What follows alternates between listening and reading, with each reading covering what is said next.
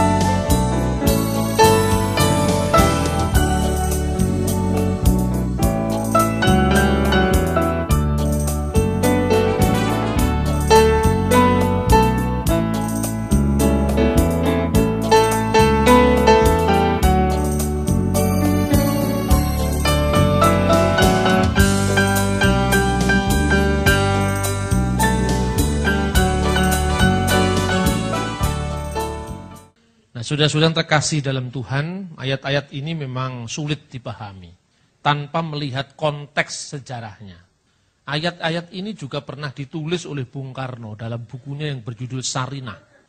Dalam buku itu Bung Karno menyalahpahami ayat-ayat ini seolah-olah kekristenan itu mensubordinasikan perempuan di bawah laki-laki.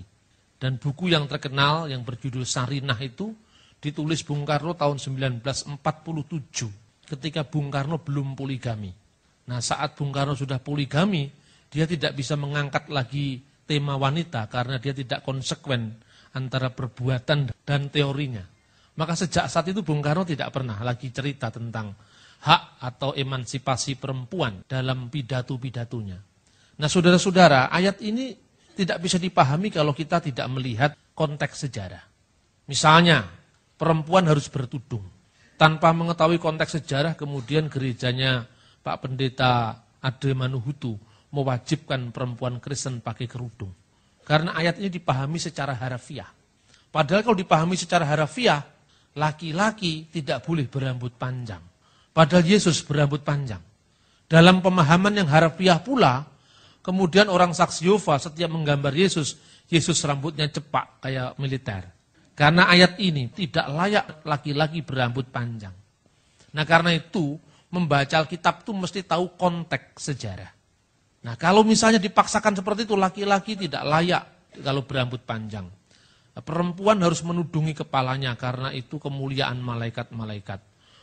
Laki-laki tidak boleh menudungi kepalanya. Ini bertentangan dengan kebiasaan Yahudi. Dan Yesus tidak pernah menegur laki-laki yang menudungi kepalanya.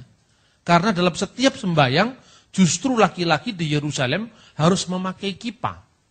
Kipa itu topi kecil sebesar begini ditaruh di sini. Kalau Anda masuk ke dalam sinagog Yahudi, tembok ratapan, memorial David di Yerusalem, tidak pakai itu diusir sama rabi. Nah, berarti kan konteksnya Korintus ini bertentangan dengan apa yang dilihat sehari-harinya Yesus.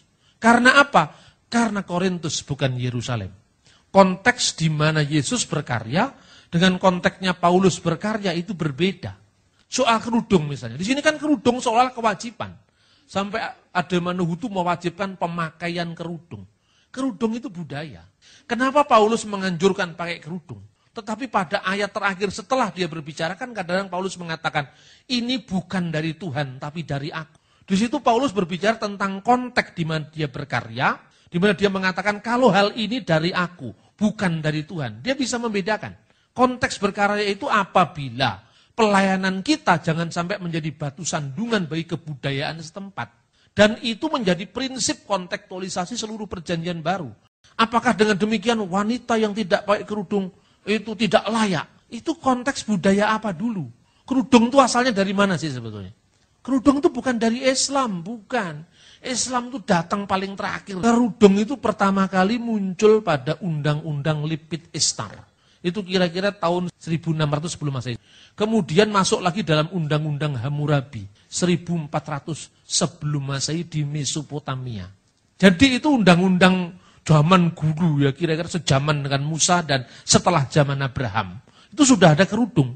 Kerudung itu lambang stratifikasi sosial, satu. Kedua, kehidupan Timur Tengah itu kehidupan yang alamnya memang sebaiknya memakai kerudung. Sebab kalau waktu debu, angin musim, itu kan debunya kemana-mana. Makanya rumahnya orang-orang Timur Tengah, orang Mesir, Libanon kan warnanya coklat semua. Sebab kalau dicat putih, coklat juga akhirnya. Makanya kalau di Israel, itu yang namanya gedung-gedung itu dianjurkan pemerintah, warnanya sama dengan warnanya batu dan debu. Makanya Anda lihat tidak ada gedung hijau, gedung merah di Israel. Karena apa? Sebentar lagi kalau nanti kena debu angin gurun lagi, itu jadi coklat juga. Kan rugi. Maka kalau warnanya sama dengan warna debu, kan abadi warnanya gitu loh. Jadi kalau yang seperti itu masa kita samakan dengan Indonesia kan nggak sama. Pertama alasan konteks budaya, kedua alasan alam sekitar. Di mana kita membaca kisah Alkitab tentang kerudung. Kisahnya Yakub dengan Lea. Bukan hanya kerudung, purdah. Purdah itu yang kayak ninja itu cuma kelihatan matanya itu. Itu ceritanya apa? Yakub bekerja 7 tahun di paman Laban, kan gitu kan ceritanya. Dia kepingin naksir anaknya yang namanya Rahel. Tetapi kemudian waktu saat pengantin itu dipertemukan, maka Lea yang dipersembahkan kepada Yakub.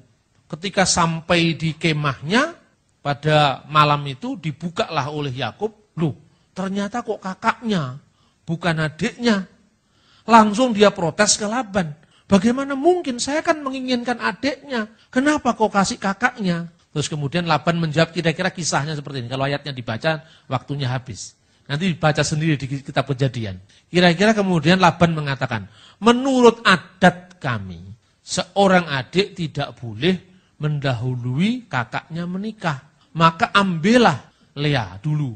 Kalau kamu ingin mendapatkan adiknya, bekerjalah 7 tahun lagi. Dan kamu akan mendapatkan adiknya. Pertanyaannya sekarang, kenapa kok waktu itu Yakub tidak tahu kalau yang diberikan kepada dia itu bukan Rahel tapi Lea?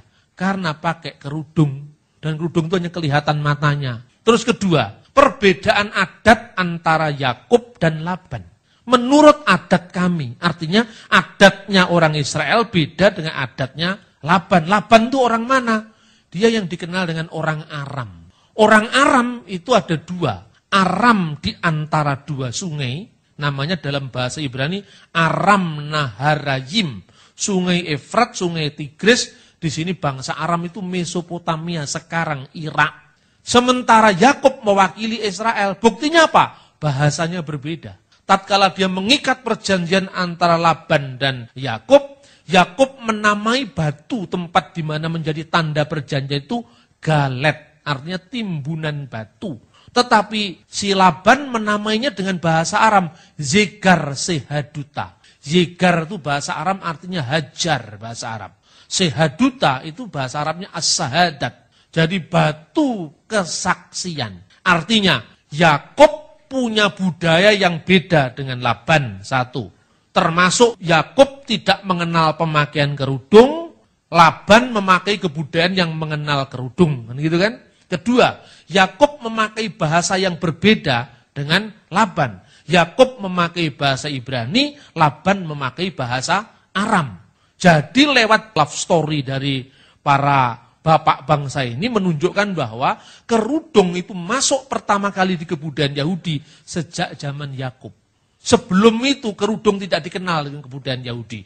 Lalu setelah itu masuk dalam kitab Talmud. Kitab Talmud itu kitab hukumnya orang Yahudi. Kemudian diteruskan oleh orang-orang Kristen Ortodok di Timur Tengah, di Rusia, di Eropa Timur. Nah, maka kita bisa lihat bagaimana orang-orang Kristen kalau sembahyang di gereja juga pakai penutup kepala. Ini orang-orang Kristen Ortodok kalau sembahyang pakai penutup kepala. Ini menunjukkan bahwa sebetulnya ini bukan kebudayaan Islam. Ini kebudayaan Timur Tengah.